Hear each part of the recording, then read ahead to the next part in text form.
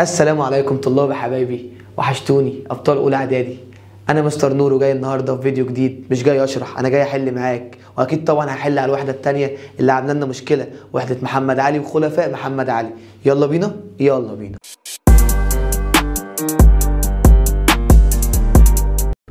اكمل الجدول التالي. وصلت اليها حمله اسماعيل باشا سنه 1821. هي ايه المدينه اللي وصل بيها اسماعيل باشا؟ قال لي مدينه صينار. مدينه صينار. يبقى المدينه اللي وصل اليها حمله اسماعيل باشا سنه 1821 هي مدينه ايه؟ صينار. قال لي السؤال الثاني، نجح محمد علي في الوصول لمناجم الذهب بايه؟ كان اسمها ايه المدينه؟ كان اسمها مدينه دنقله. حلو قوي. طب السؤال الثالث، اصبحت من اهم المحطات التجاريه في افريقيا خلال عهد محمد علي دي الخرطوم عاصمه السودان، يبقى مدينه الخرطوم. السؤال الرابع، بنيت بها ابراج ومواقع للتحصينات العسكريه في عهد محمد علي. دي مدينه كاسلا يا مستر، دي اللي عمل فيها تحصينات وفرق عسكريه، وده اللي خلى ان معظم الاهالي اللي حوالين المدينه دي يلجأوا اليها لان فيها حميات عسكريه وبقت متامنه. يلا بينا الجزئيه اللي وراها. اكمل العبارات الاتيه. ولد محمد علي في مدينه قولة بشمال اليونان. يبقى محمد علي اتولد في مدينة ايه؟ في مدينة قولة بشمال اليونان. السؤال اللي وراه، قال لي وصلت رحلات سليم بيك قبطان لاكتشاف منابع نهر النيل قرب المنابع الاستوائية. قرب المنابع ايه؟ الاستوائية. وعادت طبعا بسبب إحالة الجنادل والشلالات في طريق الرحلات. طب السؤال اللي وراه، كان حاكم دار السودان تابعا لديوان وزارة الداخلية. وزارة ايه؟ الداخلية في مصر او في القاهرة. طب سؤال رقم 4، قال لي قام محمد علي بإنشاء بعض المدارس النظامية في المناطق، أكيد مش في المناطق الريفية، أكيد في المناطق إيه؟ الحضارية بالسودان. طب السؤال الخامس، أدخل محمد علي زراعة بعض المحاصيل في السودان كانت زي إيه؟ قال لي مستر زي قصب السكر والقطن. يبقى هقول له قصب السكر والقطن. تمام. نخش على السؤال السادس، أنشأ محمد علي عدد من المصانع في مدينة الخرطوم زي مصنع إيه؟ قال له مصنع البارود. زي مصنع البارود. حلوة قوي. وعمل كمان معمل لإعادة تشكيل الحديد، وعمل مصنع لنجارة إيه؟ الخشب لو أنت فاكر معايا. قال لي أقام سعيد باشا معسكر للجيش في السودان على نهر السباطة لمنع تجارة إيه؟ الرقيق. لمنع تجارة الرقيق، نهر السباط. طب رقم 8، أقام الخديوي إسماعيل بإصلاح مجرى نهر النيل جنوب إيه؟ جنوب وادي حلفة. جنوب وادي حلفة. يبقى الخديوي إسماعيل عمل إصلاحات جنوب وادي إيه؟ جنوب وادي حلفة. طب 9، أنشأ في عهد الخديوي إسماعيل فنار في مدينة نقط على خليج عدن. كان اسمها مدينة إيه؟ بربرة. كان اسمها مدينة بربرة. حلوة قوي. نخش على السؤال رقم 10، أسس الخديوي إسماعيل إدارة البريد في السودان عام 1873 في مدينة الخرطوم العاصمة. كان كل اهتماماتهم بالخرطوم لأنها كانت العاصمة. يلا بينا سؤال اختار. يعد استكشاف منابع نهر النيل والمناطق الاستوائية أحد أهداف محمد علي إيه؟ قال لي استكشاف منابع نهر النيل والمناطق الاستوائية يبقى استكشافات جغرافية أو أهداف جغرافية، لأن احنا عارفين إن محمد علي عنده 4 أهداف: سياسية، عسكرية، جغرافية، اقتصادية. دي من ضمن الأهداف الجغرافية. طب اللي وراه، قام سليم بيك قبطان ب3 رحلات متتالية لاكتشاف منابع نهر النيل الأبيض. اكتشاف منابع نهر إيه؟ النيل الأبيض. طب كلام جميل. سؤال رقم 3، المدينة التي جعلها محمد علي عاصمة للسودان ومعسكر للجيش هي مدينة الخرطوم. جعلها ايه؟ جعلها عاصمه للسودان ومعسكر كمان للجيش. طب نخش على السؤال اللي وراه. انشا عباس باشا الاول مدرسه ابتدائيه وجعل رفعت الطهطاوي ناظرا لها في مدينه برضو ايه؟ الخرطوم، لان انا قلت لك ان كان فيه اهتمام بالخرطوم لان هي كانت عاصمه السودان. طب 5، انشات مجالس الاقاليم للفصل في الخصومات المدنيه والتجاريه بالسودان في عهد مين؟ اللي انشا المجالس الاقاليم ده كان سعيد باشا ابن محمد علي، لان احنا عارفين ان عباس باشا الاول اللي هو ده ما كانش بيهتم بالحاجات دي كلها، هو عمل مدارس ابتدائيه بس ونشط التجاره في عهده. لكن سعيد جه بدا يعمل اصلاحات كتير، كان من ضمنها الاصلاحات القضائيه في مجلس الاقاليم، ان هو انشا مجالس الاقاليم عشان تفصل في الخصومات المدنيه والتجاريه بين الاهالي، ودي كانت في عهد سعيد باشا. طب 6، انشا فنار في مدينه بربره على خليج عدن، ده في عهد لسه حالينه فوق، في عهد الخديوي اسماعيل. رقم 7، من المحاصيل الزراعيه اللي توسع في زراعتها الخديوي اسماعيل لدعم الصناعات التصديريه. هيصدر يبقى قطن، طالما هيصدر يبقى زراعه ايه؟ القطن. طب اصلح الخديوي اسماعيل ترسانه الخرطوم التي انشاها مين؟ مين اللي انشا ترسانه الخرطوم؟ اكيد طبعا جده محمد علي اللي كان بيهتم بالسفن، يبقى محمد علي. طب واجهت الكشوف الجغرافيه في افريقيا العديد من المعوقات البشريه. انا هنا هتكلم عن المعوقات البشريه، انت عارف ان هم نوعين من المعوقات، طبيعيه وبشريه، فهشوف ايه المعوقات البشريه. قال لي يخرج عنها، يعني في واحده منهم ما تنفعش: الاستعانه بالاجانب، الازمات الماليه، الازمات السياسيه، انتشار الاوبئه والامراض. كل ده معوقات بشريه، الا دي انتشار الاوبئه والامراض، دي من ضمن المعوقات الطبيعيه، من ضمن المعوقات ايه الطبيعيه. لما قال لك انتشار الاوبئه والامراض ووجود حيوانات مفترسه وحشرات ضاره وزواحف سامه، ودي كانت من ضمن المعوقات الطبيعيه. تمام كده يا حبيب قلبي؟ نخش على صح وغلط.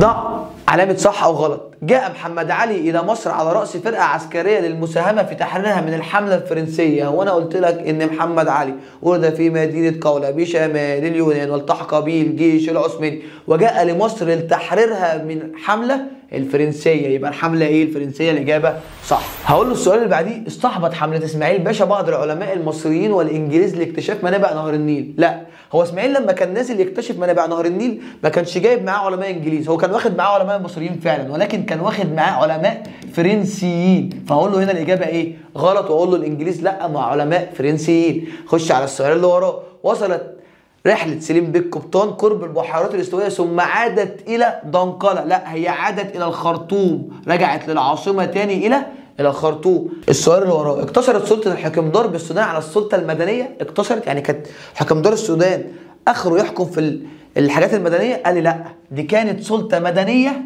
وعسكرية.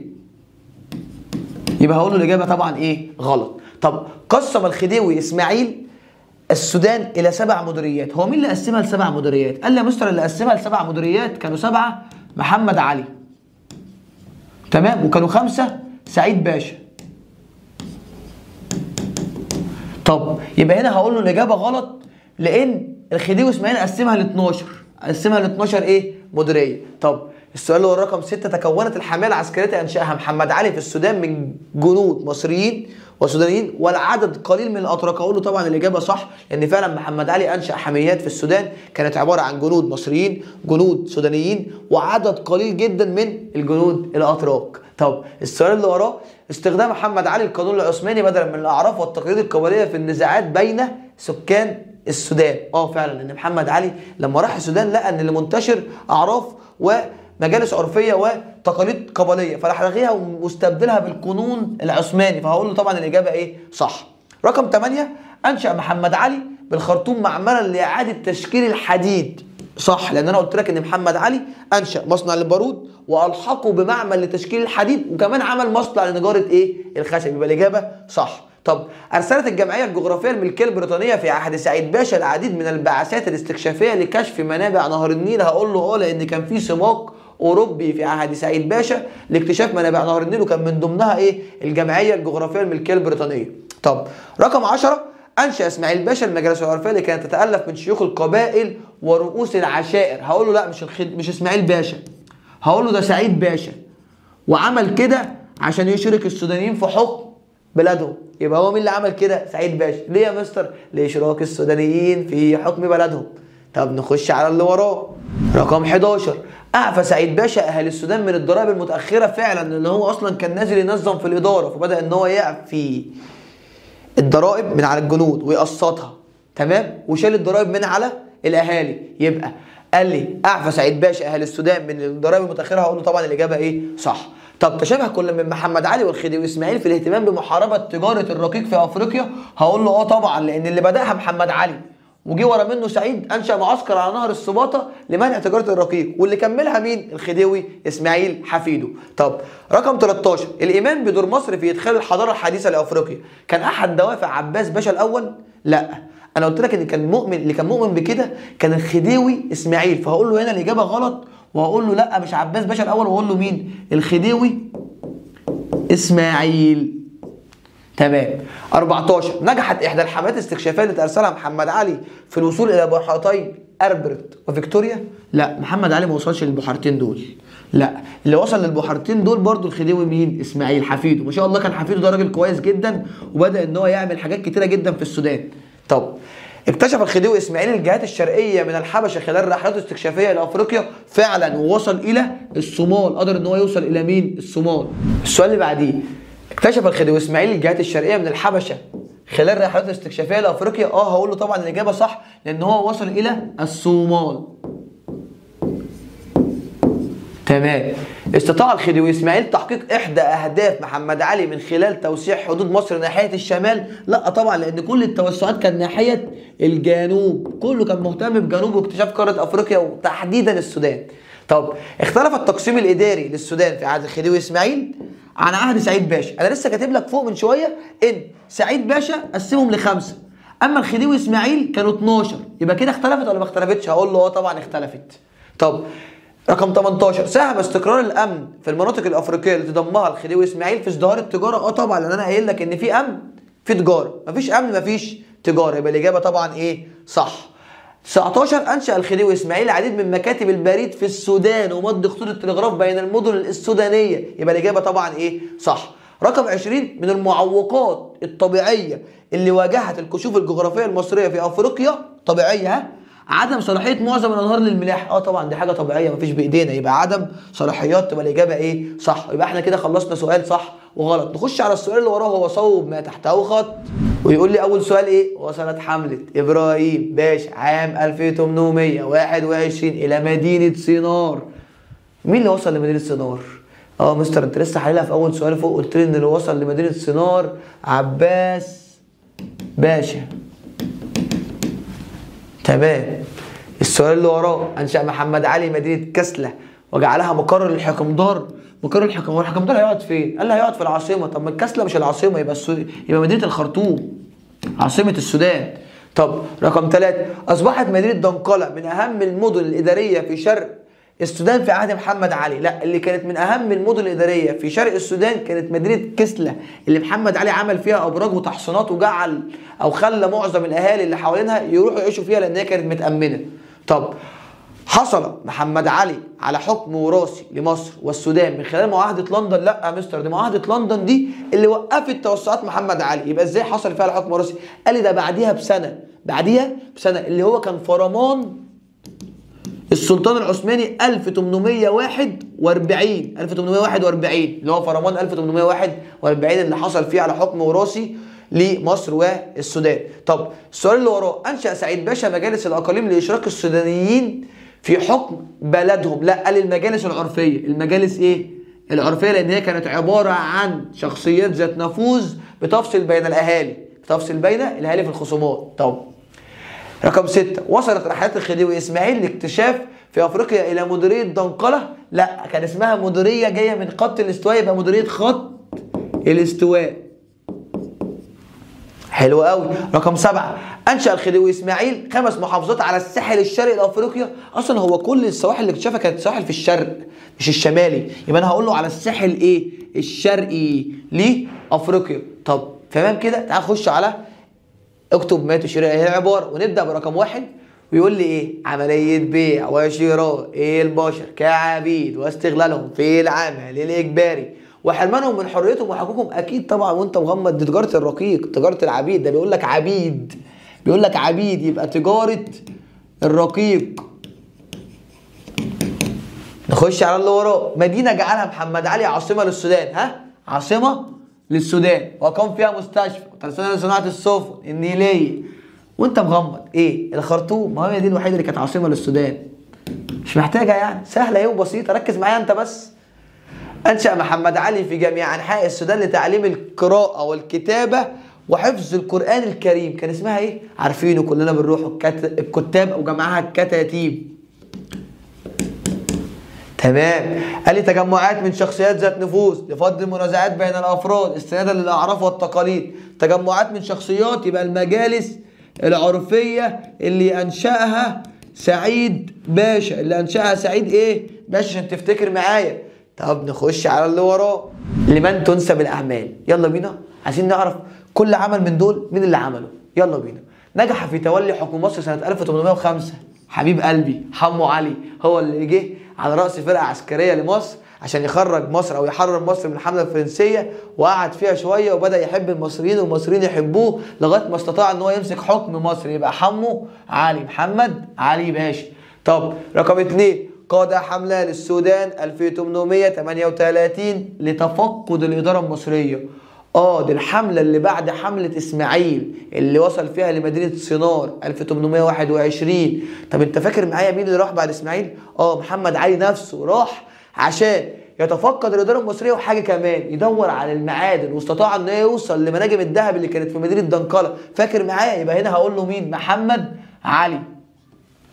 السؤال اللي وراه، اصدر قرار بمنع تجاره الرقيق، وكانت اولى المحاولات لايقاف هذه التجاره. اول واحد بدا في منع تجاره الرقيق مفيش غيره، محمد علي. ما شاء الله مكوش على كل الاعمال اللي في الدرس. طب ضابط مصري بحري قام بثلاث رحلات متتاليه لاكتشاف منابع نهر النيل. انا عارف وانت عارف ان كانت رحلات محمد علي او حملات محمد علي اسماعيل ابنه وهو بنفسه، وكان في واحد كمان فاكره؟ سليم بيك القبطان. اللي عمل ايه؟ اللي راح اكتشف ووصل الى قرب المنابع الاستوائيه، ولكن وقفته الجيادر وشلالات ورجع تاني الى مدينه الخرطوم. كان اسمه ايه؟ سليم بيك القبطان، وهو كان ضابط بحري مصري، ضابط بحريه مصري، وكان جغرافي، كان متخصص كمان في علم ايه؟ الجغرافيا. طب رقم 5، اول ما انشغل منصب حكمدار السودان ابن محمد علي سمعه، اسماعيل باشا. طب 6، أنشأ بعض المدارس النظامية في المناطق الحضرية بالسودان. مين اللي أنشأ المدارس النظامية؟ محمد علي. هو اللي أنشأ المدارس النظامية في السودان، في المناطق الحضرية تحديدا يعني. طب 7، أنشأ مدارس ابتدائية في الخرطوم وجعل رفعت الطهطاوي الحسنة الوحيدة اللي في حياته عباس باشا الأول. حلو قوي. طب رقم 8، قسم السودان الى 5 مديريات مستقله تتبع كل منهما وزاره الداخليه بالقاهره. هقول له مين؟ 5 يبقى سعيد، يبقى سعيد باشا، لان هفكرك ان محمد علي قسمهم ل7 لكن سعيد قسمهم ل5 والخديوي واسماعيل قسمهم ل12. عشان تفتكر معايا، ركز يا حبيب قلبي. احد خلفاء محمد علي اللي انشا مكتبات عامه في السودان ومنطقه القرن الافريقي، حبيب قلبي الخديوي اسماعيل، هو اللي عمل الكلام ده كله. طب رقم 10، انشأ تعديلات على التقسيم الاداري وقسمهم ل12. انا لسه قايلها لك من لحظه، خديوي اسماعيل، وجعلهم طبعا تابعين لوزاره ايه؟ الداخليه، وجعل لكل مديريه عاصمه عشان تفتكر معايا. مد خط سكه حديديه بمحاذاه نهر النيل وانشأ 5 محافظات على الساحل الشرقي. مين ده؟ برضو الخديوي ايه؟ اسماعيل، لان قلت لك ان الخديوي اسماعيل ده كان مهتم جدا بتوسيع حدود مصر في الجنوب واقامه امبراطوريه عظيمه جدا زي ما عرفنا في دوافع اسماعيل او الخديوي اسماعيل. سؤال رتب، وسؤال رتب ده هنحله بطريقه مختلفه شويه. هنجيب الحدث ونقول حصل في عهد مين ونبدا نرتبهم. تمام؟ يلا بينا. اكتشف الجهات الشرقيه من الحبشه ده الخديوي اسماعيل. تولية محمد علي حكم مصر محمد علي. انشاء المجالس العرفيه سعيد باشا. وصل اسماعيل باشا الى صنار، هقول له ده في عهد مين؟ عهد محمد علي برضه. حلو. طب مين الاول؟ محمد علي، لانه تولى حكم مصر 1805 اهو رقم 1. طب رقم 2 قال لي وصول اسماعيل باشا الى مدينه صنار كانت 1821. حلو قوي. طب وبعديه طبعا سعيد باشا اللي انشأ المجالس ايه؟ العرفيه. وبعد كده طبعا اكتشاف الجهات الشرقيه، لان احنا عارفين ان الخديوي اسماعيل جه بعد سعيد باشا. تمام يا حبيب قلبي؟ قدرت تحل سؤال رتب سهل اهو، ركز معايا. تعال نخش على اللي وراه. انشاء مجالس الاقاليم، تاسيس اداره البريد، حمله محمد علي، حصول محمد علي على فرمان وحكم وراثي لمصر. هقول له بص، انشاء المجالس الاقاليم ده في عهد الخديوي او عهد سعيد باشا. تأسيس إدارة البريد الخديوي إسماعيل. حملة محمد علي على السودان ده في عهد محمد علي. حصوله على فرمان، ودي كانت بالمناسبة 1838. حصوله على فرمان حكم وراثي ده كان 1841. يبقى أول حاجة هقول له حملة محمد علي على السودان. 2 حصوله على فرمان. 3 إنشاء مجالس الأقاليم اللي كان في عهد سعيد باشا. 4 تأسيس إدارة البريد اللي كان في عهد الخديوي إسماعيل. أهم حاجة تكون أنت ركزت معايا وقدرت تفهم أنا رتبتهم إزاي وبسهولة. تعال نخش على ما المقصود؟ تجارة الرقيق. تجارة الرقيق أنت فاكر معايا إن هي كانت عملية بيع وشراء مين؟ البشر كإيه؟ كعبيد، واجبارهم او يعني ان انا اخدهم يشتغلوا معايا اجباري واحرمهم من حقوقهم. يبقى تجاره الرقيق هي عمليه بيع وشراء مين؟ البشر كعبيد واستغلالهم في ايه؟ في العمل الاجباري، وطبعا حرمانهم من ايه؟ حقوقهم. طبعا اول واحد وقف التجاره دي او حاول يوقفها هو محمد علي، وجي بعد منه مين؟ سعيد، وبعد منه الخديوي اسماعيل. المجالس العرفيه دي مجالس انشاها سعيد باشا، وهي عباره عن شخصيات ذات نفوذ بتتخصص في فصل الخصومات او بتفصل المنازعات والخصومات بين الاهالي. يبقى شخصيات ذات نفوذ لفصل المنازعات بين الاهالي طبقا لمين؟ طبقا للاعراف والتقاليد المتبعه.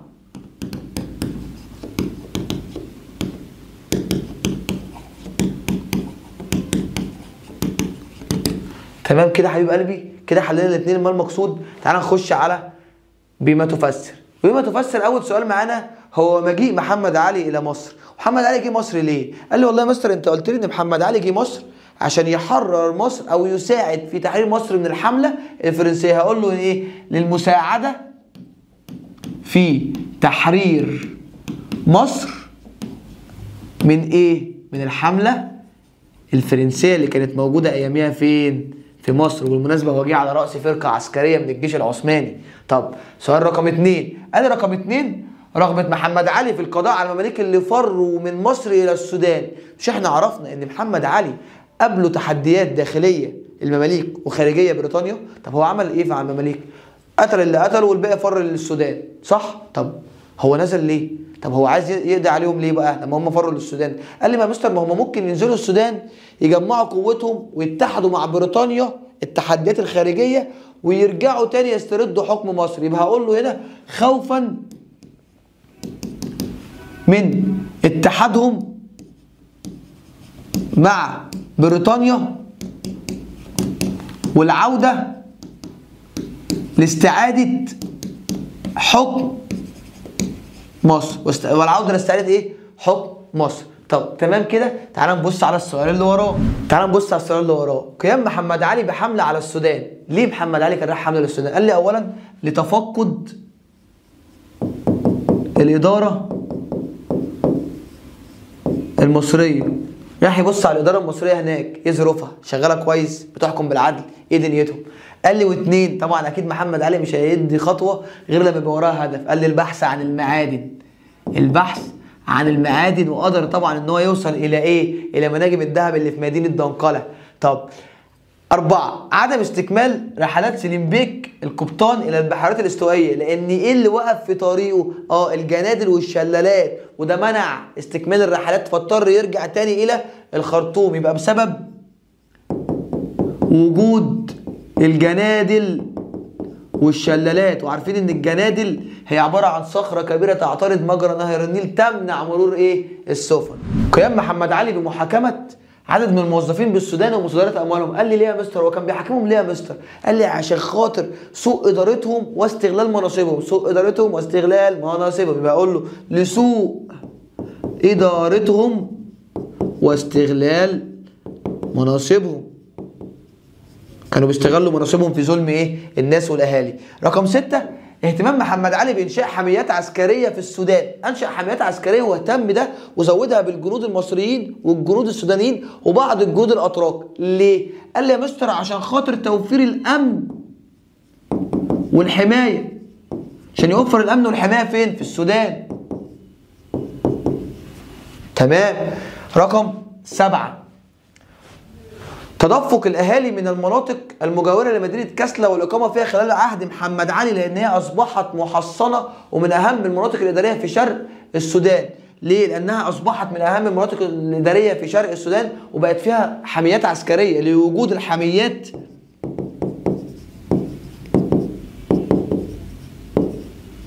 العسكريه، وان محمد علي اقام فيها ابراج وتحصينات، وبقت من اهم المدن الاداريه في شرق السودان. تمام كده يا حبيب قلبي. رقم 8، عمل محمد علي على نشر الكتاتيب في جميع انحاء السودان. هو محمد علي كان مهتم بنشر الكتاتيب ليه؟ قال لي عشان 3 حاجات: تعليم القراءه، الكتابه، حفظ القران الكريم. يبقى اقول له لتعليم القراءه والكتابه وحفظ القران الكريم. تمام، نخش على اللي وراه. تعال نبص على السؤال اللي وراه. رقم 9، ارسال محمد علي بعثات من السودان الى مصر. هقول له ليه؟ لتلقي التعليم خاصة فين؟ في المجال او المجالات العسكرية والإدارية، وبالتالي ده هيمهد الطريق بيننا وبين السودان، وده هيزود من إقبال الشباب السودانيين على العلام فين؟ في مصر. رقم 10، ارسال محمد علي مزارعين مصريين للسودان. هو محمد علي ارسل مزارعين للسودان؟ ليه بقى؟ قال لي لتعليم السودانيين على اساليب الزراعه المتقدمه، عشان يقدر يعلم السودانيين على اساليب الزراعه المتقدمه، ويقدروا يطوروا من الزراعه عندهم في البلد. طب 11، تحالفت القوى الاوروبيه الكبرى مع السلطان العثماني ضد محمد علي. ليه؟ قال لي بص، هي الدول الكبرى دي تحالفت مع السلطان العثماني خوفا من توسعات محمد علي، لوقف توسعات محمد علي في الجنوب. يبقى لوقف توسعات محمد علي في الجنوب، وخوفا من ان ده بيهدد مصالحهم، لان التوسعات دي بتهدد مصالحها. بص معايا في السؤال الجاي: قيام سعيد باشا بزياره السودان عام 1857. هقول له ايه؟ هقول له بص، لدراسه أوضاعها وتحسين أحوالها وتنمية مواردها. يبقى عمل 3 حاجات. والاهتمام بشؤون المواطنين.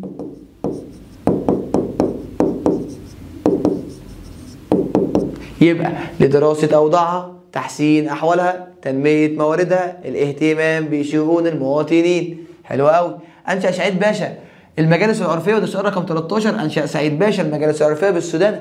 هقول له ليه؟ هقول له لاشراك، عشان كان عايز السودانيين يشتركوا في حكم بلدهم. يبقى اشراك السودانيين في حكم بلدهم، في حكم بلدهم. حلو قوي. قيام سعيد باشا بانشاء مجالس الاقاليم للفصل في المنازعات المدنيه والتجاريه، للفصل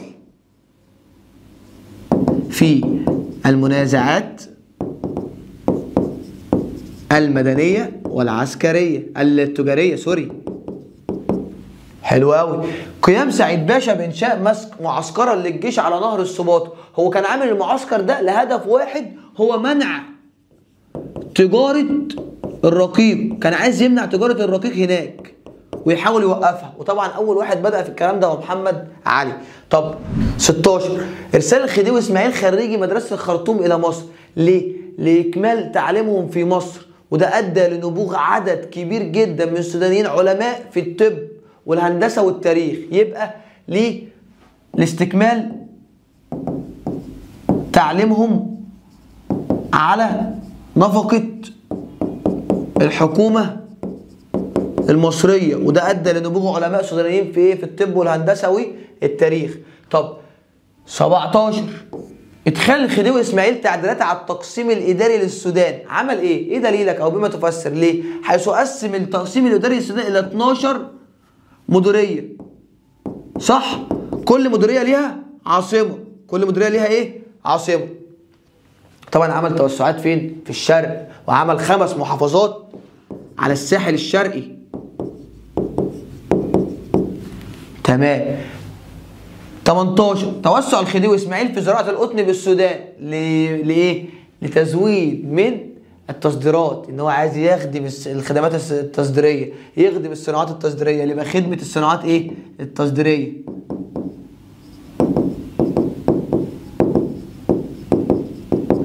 تمام. رقم 19 ازدهار حركه التجاره في السودان خلال عهد الخديوي اسماعيل. يعني حركه التجاره ازدهرت؟ قال لي بسبب استقرار الامن، لان انا لسه قايل لك ان في امن في استقرار، والاستقرار يبقى في تجاره، يبقى في امن واستقرار يبقى في تجاره. تمام. 20 سوء الاوضاع الداخليه في مصر في نهايه حكم الخديوي اسماعيل، لان كان في حاجتين، ازمات سياسيه وازمات ماليه. الازمات السياسيه والماليه، كمان الاستعانه بايه؟ بالاجانب وتوليتهم الوظائف العليا. طبعا ده كان من ضمن الاسباب اللي عطلت الكشوف الجغرافيه ووقفتها لغايه كده، طبعا بالاضافه للمعوقات الطبيعيه. طب ما النتائج المترتبه؟ حمله اسماعيل باشا ابن محمد علي الى السودان عام 1821 اللي وصل الى مدينه سينار، تمام، واكتشف العديد من المدن زي مين؟ قال لي دنقله، وادي حلفه، شندي، موري، بربره، فزغولي، كل دي مدن اكتشفها مين؟ اسماعيل باشا. يبقى الوصول الى مدينه سينار سنة 1821. طب ما النتائج المترتبة على قيام محمد علي بحملة للسودان؟ قال لي عمل ايه؟ قدر يوصل لمناجم الذهب اللي في دنقلة. صح ولا مش صح؟ قال لي تمام يا مستر. وايه كمان؟ قال لي اصدر اولى القرارات لمنع تجارة الرقيق. حلو قوي. طب نخش على السؤال اللي وراه. تمهيد الطرق بين مصر والسودان خلال حكم محمد علي بالنسبة للتعليم، ده أدى إلى زيادة إقبال السودانيين على التعليم في مصر. زيادة إقبال الشباب السودانيين على التعليم في مصر. تمام كده يا حبيب قلبي، سهلة أهي، بسيطة. راجع معايا. قال لي رقم 5 إرسال الخديوي، أو رقم 4 سوري، اهتمام محمد علي بمشروعات الري لتحسين أحوال الزراعة، أو ما النتائج المترتبة على ذلك؟ النهوض بالزراعة. طب عمل إيه؟ قال لي عمل السواقي. يبقى بص على السؤال رقم 4 مع بعض كده. اهتمام محمد علي بمشروعات الري في السودان. هو محمد علي اهتم بمشروعات الري يا مستر؟ اهتم. مش أنشأ السواقي وعمل مشروعات ري؟ طب ده عمل لي إيه؟ قال لي عمل لي نتيجة، زيادة مساحة الأراضي الزراعية. زودنا من مساحة الأراضي الزراعية. طب رقم 5 إرسال الخديوي إسماعيل عدة حملات ورحلات استكشافية إلى أفريقيا. ما النتائج المترتبة على ذلك؟ إن هو وصل إلى مديرية خط السودان، اكتشف بحيرتي أربرت وفيكتوريا، اكتشف كل الجهات الشرقية وصول من الحبشة وصولا إلى الصومال. يبقى هقول له قدر إن هو يوصل لمديرية السودان الاستواء وبحيرة ألبرت وفيكتوريا، وطبعا الجهات الشرقية وصولا إلى إلى الحبشة والصومال. رقم 6 إرسال الخديوي إسماعيل خريجي مدرسة الخرطوم إلى مصر، وده أدى إلى نبوغ علماء سودانيين في مجالات كتيرة جدا، منها الطب والهندسة والتاريخ. تمام كده يا حبيب قلبي، وكده خلصنا سؤال ما النتائج المترتبة. يلا بينا نخش على السؤال اللي وراه، وهو سؤال دلل. نبدأ برقم 1. إرسال محمد علي العديد من الحملات الحربية للسودان لتحقيق أهداف سياسية. هقول له 3 حاجات: تكوين، حماية، والقضاء. تكوين إمبراطورية، حماية حدود مصر، والقضاء على المماليك خوفا من تجمعهم واتحادهم مع بريطانيا والعودة لاستعادة حكم مصر. طب ده بالنسبة للسؤال الأول. للسؤال الثاني، أراد محمد علي من توسعاته السياسية أهداف اقتصادية لاكتشاف منابع نهر النيل الاستوائية. تمام، لاكتشاف منابع نهر النيل الاستوائية. يبقى الاكتشاف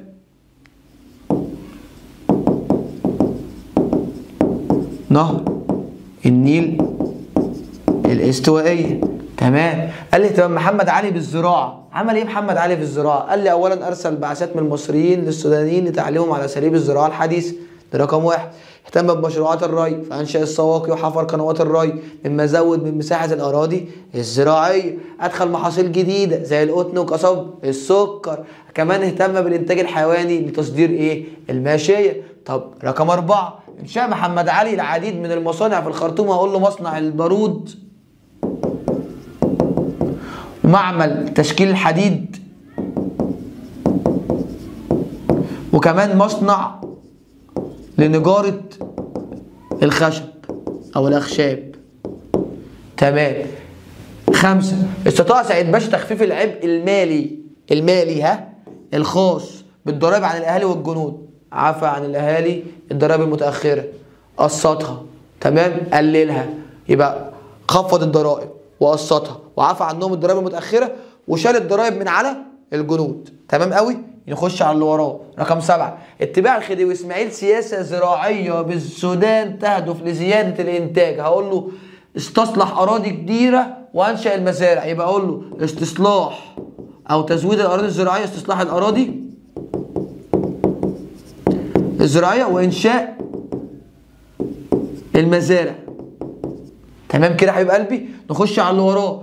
اهتمام الخديوي اسماعيل بالطرق البريه. عمل ايه في الطرق البريه؟ قال لي ظبط الطرق البريه وطورها في السودان. عمل نهر او عمل خط سكه حديدي بمحاذاه نهر النيل، خط السكه الحديديه. تمام. نخش على رقم 8 اهتمام الخديوي اسماعيل بالملاحه النهريه. عمل ايه في الملاحه النهريه؟ اصلح مجرى نهر النيل جنوب وادي حلفه واصبح صالح لمرور السفن. يبقى اصلح مجرى نهر النيل جنوب وادي حلفة. تمام. طب نخش على السؤال اللي وراه. حازت الملاحة البحرية بشرق افريقيا على اهتمام الخديوي اسماعيل. هقول له طبعا عمل فنار في مدينة ايه؟ بربرة. تمام. ورصيف لرسو السفن. حلو قوي. نخش على السؤال رقم 10 اهتمام الخديوي اسماعيل بوسائل الاتصال والبريد والتلغراف. هقول له انشأ مكاتب البريد او مكتب اداره البريد فين؟ في السودان. اهو في السودان. وبدأ يمد الخطوط التلغرافيه بين مدن السودان. تمام ولا مش تمام؟ قال لي تمام. نخش على السؤال اللي وراه. قال لي واجهت مصر العديد من الصعوبات المعوقات الطبيعيه اثناء توسعها لاكتشاف قاره افريقيا. هقول له 1 ايه هي؟ عدم صلاحية معظم الأنهار للملاحة، وطبعا انتشار المستنقعات. 2 تعرج الطرق البرية وعدم استواء سطحها. طب 3 انتشار الأوبئة والأمراض. ركز معايا. انتشار الأوبئة والأمراض والحيوانات الضارة والزواحف السامة والحشرات الضارة والحيوانات المفترسة. تمام. كل دي كانت المعوقات الطبيعية. وطبعا غزارة ايه؟ الأمطار. غزارة الأمطار وارتفاع درجة الحرارة. تمام كده يا حبيب قلبي. نخش على اللي وراه. قارن. قال لي قارن بين الاصلاحات الاداريه في السودان في عهد سعيد باشا والخديوي اسماعيل. هقول له والله بص سعيد باشا قسمهم ل5. تمام. 5 مديريات عشان هو بيتكلم عن الاصلاحات ايه؟ الاداريه. اما الخديوي اسماعيل قسمهم ل12 وجعلهم ايه؟ لكل مديريه عاصمه. تمام. و5 محافظات على الساحل الشرقي. حلو قوي. يبقى ده قسمهم ل5 مديريات. تمام. وانشأ مجالس الاقاليم فيهم. قال لي وعمل ايه؟ 12 مديريه في ده. الخديوي اسماعيل عمل 12 مديريه وجعل لكل مديريه عاصمه وعمل 5 محافظات على الساحل الشرقي. طب التعليم في السودان في عهد محمد علي وفي عهد الخديوي اسماعيل. في السودان محمد علي انشأ الكتاتيب لتعليم القراءه والكتابه وحفظ القران. بدأ يبعت بعثات من السودانيين الى مصر لتلقي التعليم الخاص بالمجالات العسكريه والسياسيه والاداريه وده ساعد على اقبال السودانيين، ده بالنسبه لمحمد علي. اما الخديوي اسماعيل جاب خريجي مدرسه الابتدائيه بعتهم فين؟ قال لي بعتهم الى مصر لتلقي او لاستكمال تعليمهم على نفقه الحكومه المصريه، وده ادى الى نبوغ عدد كبير جدا من العلماء السودانيين في الطب والهندسه والتاريخ. يبقى محمد علي انشا الكتاتيب، تعليم القراءه والكتابه، حفظ القران، عمل مدارس نظاميه في المناطق الحضريه، ارسل بعثات من السودانيين لتلقي التعليم في مصر خصوصا العسكريه والاداريه، وده ساعد في اقبال العديد من السودانيين على التعليم في مصر بسبب تمهيد الطرق. اما الخديوي اسماعيل قلت لك عمل ايه؟ جاب خريجي المدارس الابتدائيه اللي انشاها عباس باشا وبعتهم يكملوا تعليمهم هناك في مصر على حساب الحكومه المصريه وعلى نفقه الحكومه المصريه، وده ادى الى نبوغ عدد كبير جدا من العلماء السودانيين في الطب والهندسه والتاريخ. طب ده قارن. بالنسبه لسؤال ماذا يحدث؟ لم تفرض الدول الاوروبيه معاهده لندن استكمال محمد علي توسعاته في السودان وافريقيا، وبالتالي عدم تخليه عن المناطق اللي خدها. طب تمام.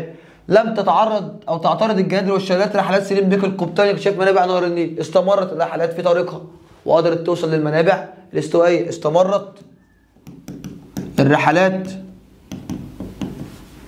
في طريقها لاكتشاف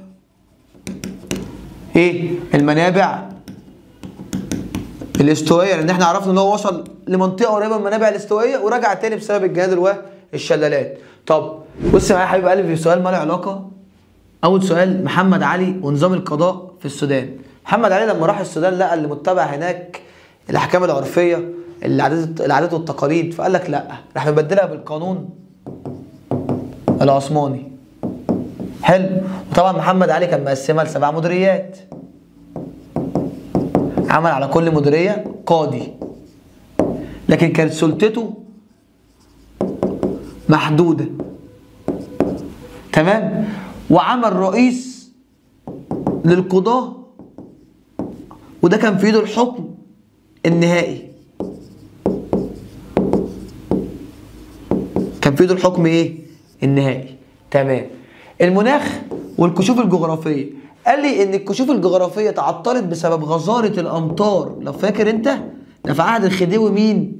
اسماعيل. غزاره الامطار وارتفاع درجه الحراره والرطوبه، ودي كانت من ضمن المعوقات الطبيعيه اللي عطلت الخديوي اسماعيل ان هو يكمل في رحلاته. تمام كده. تعال نبص على اللي وراه. دي اسئله متنوعه. فبيقول لي مثلا اول سؤال، حدد عملا تاريخيا واحدا لكل يعني كل واحد من الناس دي، الا ال5 اشخاص اللي قدام منك. يلا بينا نبدا بسليم بيك القبطان. ده ارسل 3 بعثات لاكتشاف نهر النيل الابيض، 3 رحلات لاكتشاف نهر النيل الابيض. تمام. واحنا عرفنا ان الرحلات دي وقفت بسبب الجنادل والشلالات. طب رقم 2، عباس باشا انشا المدارس الابتدائيه طبعا فين؟ في الخرطوم عاصمه السودان. رقم 3، الخديوي اسماعيل، وده عمل حاجات كتيره جدا. هقول له مد الخطوط التلغرافيه،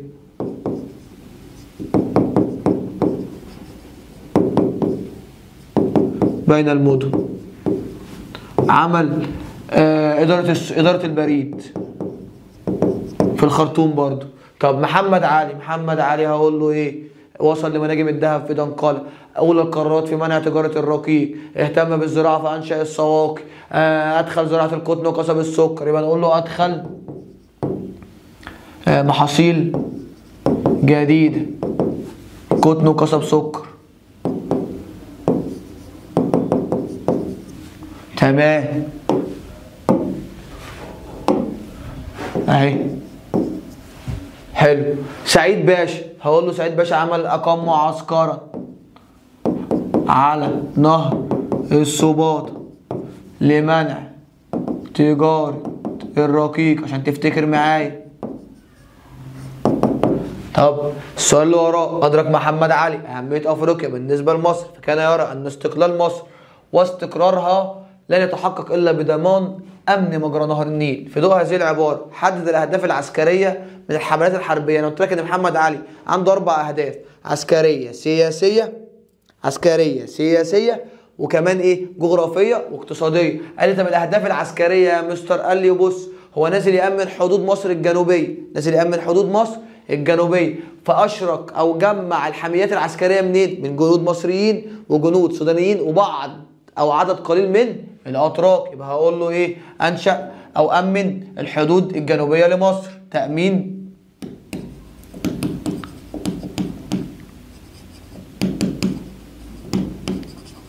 لمصر، وجعلها ايه؟ سودانيين ومصريين وعدد قليل من الاتراك. دلل تاريخيا على تطبيق محمد علي القانون ونشر العدل في السودان، ان هو ارسى الامن وطبق العدل، وبدأ يعزل الموظفين المعروفين بسوء ادارتهم واستغلال ايه؟ مناصبهم. يبقى عزل الموظفين المعروفين بسوء ادارتهم واستغلال لمناصبهم. يبقى تمام. ما مصداقية العبارة الآتية؟ ظل محمد علي مستخدما للأعراف والتقاليد القبلية. أنا لسه حلها لك فوق في سؤال ما له علاقة بمحمد علي ونظام القضاء. مش قلت لك إن هو غير الأعراف دي والتقاليد القبلية بنظام اسمه نظام القانون العثماني، وعمل على كل مديريه قاضي سلطته محدوده ورئيس للقضاء في ايده كل السلطات او في ايده الحكم النهائي. طب تمام. نبص على السؤال اللي وراه. اهتم سعيد باشا بامر السودان فقام بزيارتها سنه 1857 لدراسه اوضاعها وتحسين احوالها. بيقول لي ايه سؤال بقى؟ كيف واجه سعيد باشا الفساد الاداري؟ هقول لك ان هو عزل الموظفين المعروفين بسوء المعامله. الموظفين عزلهم، هيبقى عزل الموظفين المعروفين بسوء المعامله، وامر مديري المديريات او الاقاليم بحسن معامله الاهالي. تمام. ده بالنسبه للفساد. وانشا المجالس العرفيه. بالمره انشا المجالس العرفيه لاشراك السودانيين في حكم ايه؟ بلدهم. طب السؤال رقم 2، الاصلاحات الاجتماعيه. الاصلاحات الاجتماعيه حاجتين: 1 انشا معسكرا على نهر السباطة لمنع تجارة الرقيق. 2 بقى حوار الضرائب، ان هو خفض الضرائب وقسطها وعفى عن الاهالي الضرائب المتأخرة وشال الجنود خالص من الضرائب. تخفيض الضرائب. تمام. حلو قوي. نخش على رقم 4. لم تشهد مصر في تاريخها توسعا منظما في افريقيا كما شهدت في عهد الخديوي اسماعيل. حدد الدوافع الشخصيه اللي دفعت الخديوي اسماعيل لارسال البعثات الاستكشافيه نحو افريقيا. قال لك شخصيه. قال لك شخصيه، يبقى هو كان عايز يعمل امبراطوريه عظيمه تواجه اطماع الدول الاوروبيه والاستعماريه في قاره ايه؟ افريقيا. طب وضح مظاهر اهتمام الخديوي اسماعيل بوسائل الاتصال. هقول له انشأ اداره البريد في السودان، تحديدا الخرطوم يعني عاصمه السودان. رقم 2 هقول له ان هو مد الخطوط التلغرافيه بين مدن السودان. وبكده يا حبايب قلبي يبقى قدرنا ان احنا نحل كل الاسئله الخاصه بالوحده الثانيه. اتمنى تكونوا استفدتوا. لو اي حاجه وقفت معاك ارجع للفيديوهات تاني، هتلاقي فيديوهات الشرح الدرس الاول والدرس الثاني ومعاك الحل. راجع ورايا، تابع معايا، وما تنساش تعمل شير لاصحابك وتقول لهم الدراسات اسهل مع الفيلسوف. سلام.